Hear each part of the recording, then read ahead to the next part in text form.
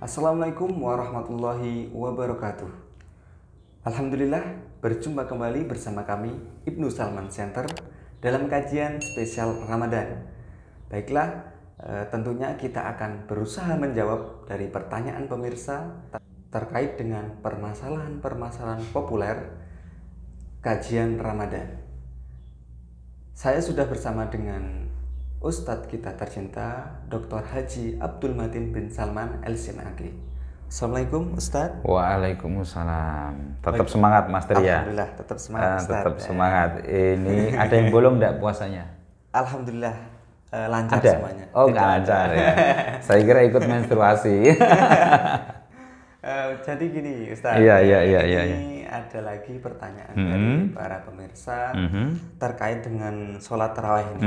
Ini kan masih dalam suasana Ramadan ya Ustadz. Jadi ini ada kegelisahan dari kaum hawa lagi Ustadz. Ini ibu-ibu ya. Ini kan sholat tarawih ini kan masuknya sholat sunnah Ustadz. Terus kemudian itu ada kegelisahan. Nah, kan ada suatu dalil itu bahwasanya sholat bahwa perempuan itu tidak dianjurkan sekali untuk sholat berjamaah di masjid atau diperbolehkan di rumah saja. Nah, itu sholat wajib Ustadz. Nah, sedangkan ini sholat taraweh. Nah, yang tadi sholat wajib saja di rumah saja. Nah, sedangkan ini sholat taraweh kok malah berbondong-bondong ke masjid. Nah, ini bagaimana Ustadz? Ya. Baik, terima kasih Mas Tri, dan pertanyaannya bagus sekali. Ini mewakili kaum hawa ya. Dan saya kira Mas Tri juga harus tahu nanti sebagai seorang suami harus membimbing istrinya. Assalamualaikum warahmatullahi wabarakatuh. Isakhir rahimakumullah. Pada kesempatan kali ini saya akan menjawab pertanyaan dari Mas Tri. Tentu pertanyaan itu dari komunitasnya dari ibu ya. Baik. Rasulullah Shallallahu Alaihi Wasallam menyampaikan kepada kita, la tamna'u nisa'akum al-masajida wa buyutuhunna khairun lahunna. Jangan kalian larang para perempuan, istri-istrimu, anak-anakmu perempuan, tetangga-tetanggamu perempuan untuk pergi ke masjid. Tetapi dikatakan wa buyutuhunna khairun lahunna. Tetapi jika mereka melaksanakannya di dalam rumah mereka masing-masing, ini akan lebih baik daripada dia pergi ke masjid. Jangan melarang. Jangan melarang, tetapi menurut Rasulullah bahwa perempuan itu sholat di masjid, di rumahnya lebih bagus daripada di masjid. Tetapi begini Mas Tri, ini jangan dimaknai letterlek. Iya. Jadi kenapa begitu? Tentu hadis ini punya asbab wurud. Punya sebab kenapa Rasulullah menyampaikan itu. Dalam pandangan-pandangan kajian-kajian sosial, bahwa kita mengetahui zaman dulu kan tidak ada listrik. Terus kemudian zaman dulu belum sekondusif, belum seaman zaman sekarang. Lalu kemudian zaman dulu aturan utamanya hukum Islam belum begitu tegak saat dimana hadis ini disampaikan. Yang keempat, tradisi masyarakat Arab, tentu kita tahu bahwa perempuan itu untuk beraktivitas di luar, termasuk ibadah, yang kemudian sampai di ranah publik itu dia bercampur dengan laki-laki, itu dalam tanda kutip aib. Ya, maka kan kita melihat sampai sekarang nggak ada qori dari seorang, ada qori'ah. Qori'ah itu pembaca Quran perempuan. Dari Arab nggak ada. Ya, yang ada dari Asia Tenggara kan.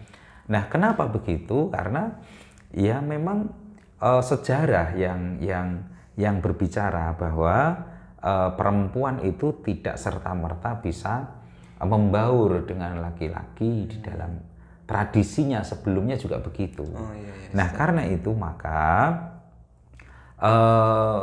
yang kelima adalah tingkat keamanan. Tingkat keamanan. Ya, tentu hadis la tamna'u, jangan kalian larang nisa'akum al-masajida. Jadi jangan kalian larang perempuan atau istrimu atau anakmu yang perempuan, tetanggamu yang perempuan untuk pergi ke masjid. Itu artinya kemudian disampaikan wa buyutuhunna khairun lahunna. Dan rumah mereka itu lebih baik daripada ke masjid. Ini maknanya karena Islam sangat menjaga kaum perempuan agar tidak terjadi hal-hal yang tidak diinginkan. Kenapa? Karena kondisinya. Kondisi lingkungannya. Ya, dari rumah ke masjid. Rumahnya kan jauh-jauh. Tidak seperti di perumahan. Ya, satu tembok untuk berdua. Tidak seperti kita sekarang hampir setiap berapa meter ada lampu. Ya kan? Setiap berapa meter ada CCTV. Nah, itu pun sekarang juga masih tidak begitu aman kan. Banyak begal payudara, ya. Ada perampokan, ada pemerkosaan. Nah, karena gitu-gitu ya. Nah, ini sebenarnya tidak ada masalah jika kita yakin bahwa perginya kita misalnya di lingkungan perumahan yang nggak ngelewati nggak ngelewati gang sempit, gang sepi. Terus di setiap rumah di perumahan itu kan juga ada lampu. Di kampung-kampung juga sekarang sudah ada lampu. Apalagi kalau di kampung itu kan hampir satu kampung juga kayak masih saudara. Jadi kemungkinannya itu kecil untuk terjadi sesuatu itu. Maka tidak ada masalah. Apalagi aslinya tidak ada masalah. Ya.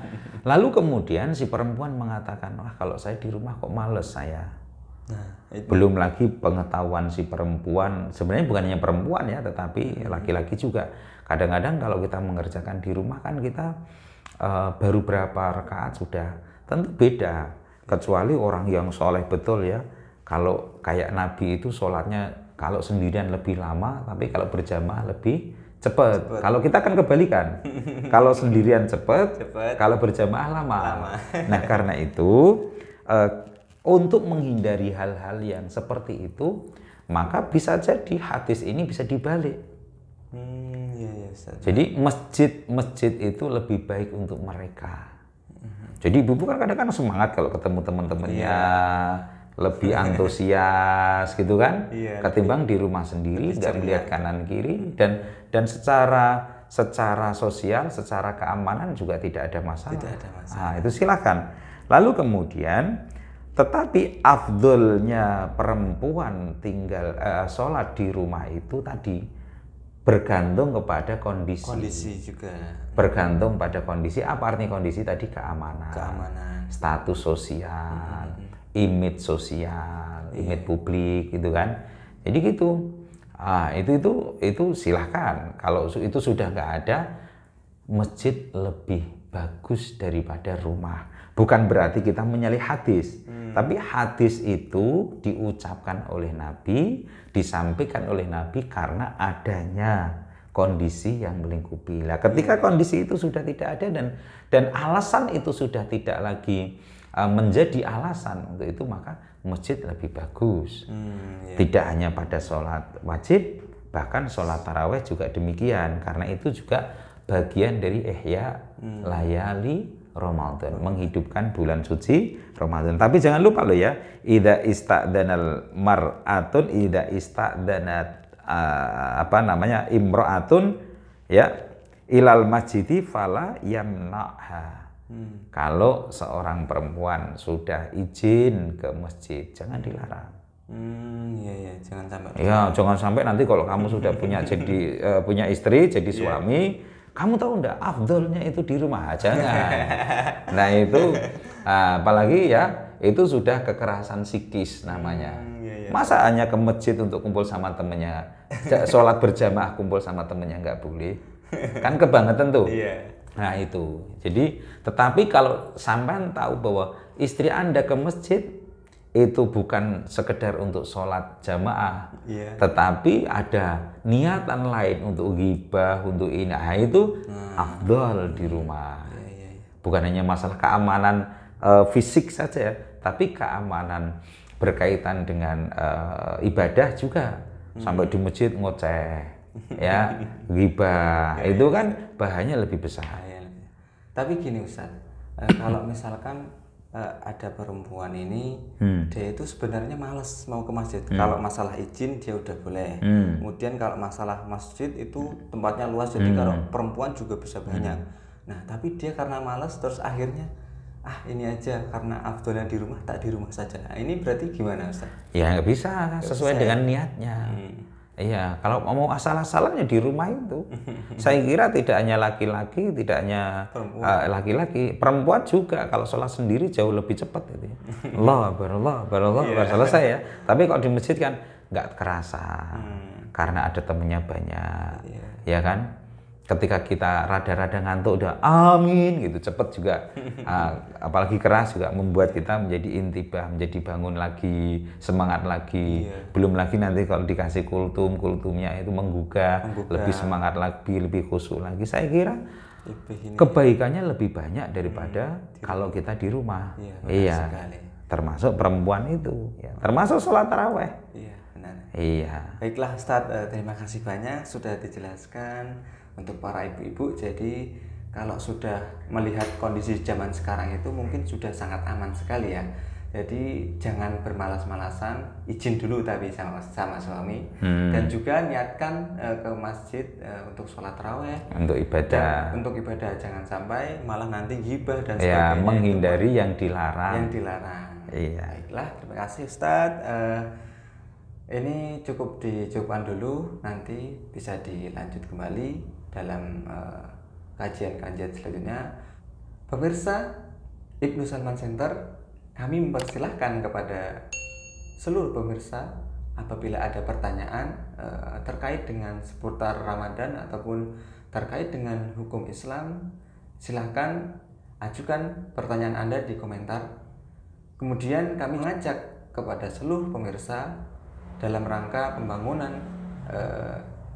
rumah tahfidz Yayasan Ibnu Salman Center. Baiklah, cukup sekian kajian pada kali ini.